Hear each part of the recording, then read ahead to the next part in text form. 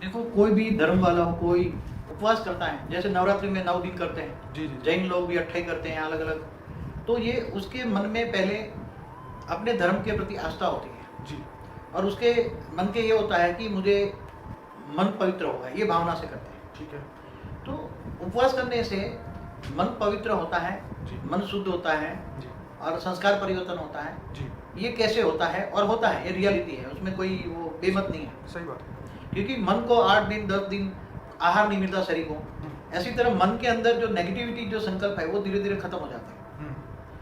आप किसी धार्मिक वृत्ति के लिए, जैसे नवरात्रि में 9 दिन कोई माता जी के उपवास करते हैं, जी, जी। या जैन मुनि अपने कोई मन की भावना लेकर करते हैं, जी। अपने अपने इष्ट देव के श्रद्धा से करते हैं। जी, जी, जी। तो एक तो जो तुम्हारा खाना नहीं खाने से तुम्हारे तन का प्रभाव क्या पड़ता है, तन पर, जी। तुम्हारे शरीर पर, जी, और तन का प्रभाव मन पर पड़ता है। जी, ये कोरिलेशन है। जी, मन का प्रभाव तन पर पड़ता है, जैसे आत्मा दुखी होती है, मन दुखी होता है, जी, तो शरीर में रोग शोक आता है। जी, तो ऐसी तरह जब आत्मा मुखी रहकर जी। श्रद्धा के अपने इष्ट देव के याद करके, जी, तो शरीर पर जी। एक तो खाना नहीं खाने से शरीर पर जो वेट कम होता है, बॉडी में वेट कम होता है, इसलिए स्थूल शरीर के अंदर जो सूक्ष्म शरीर है, जी, वो हल्कापन महसूस करता है। जी। सूक्ष्म शरीर जब हल्कापन महसूस करता है, तो सूक्ष्म शरीर का डायरेक्ट आधार, जैसे हमारा प्राणमय शरीर कहते हैं लोग, वायुमय शरीर, हल्का हो जाता है। जी, और जब प्राणमय शरीर हल्का होता है, तो सीधा इफेक्ट मन पर करता है, जी, इसलिए मन हल्का हो जाता है। जी। और जब मन हल्का हो जाता है,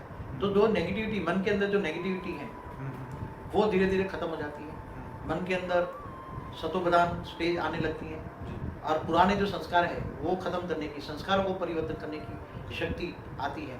एक तरह ये है कि खाना पीना मतलब कंट्रोल करना, तो खाने पीने से कंट्रोल करते हैं। तो जैसे मन बेलगाम घोड़ा है, क्या है? जी, मन बेलगाम घोड़ा है।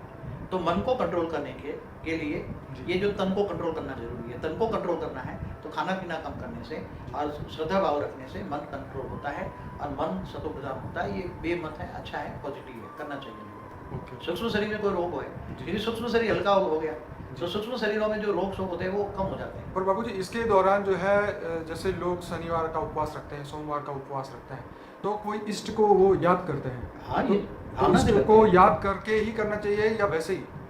नहीं, इष्ट देव के साथ करे तो डबल इफेक्ट होती है, मगर इष्ट देव को याद करके जब करते हैं तो मन का प्रभाव अच्छा हो जाता है। इसलिए इष्ट देव के साथ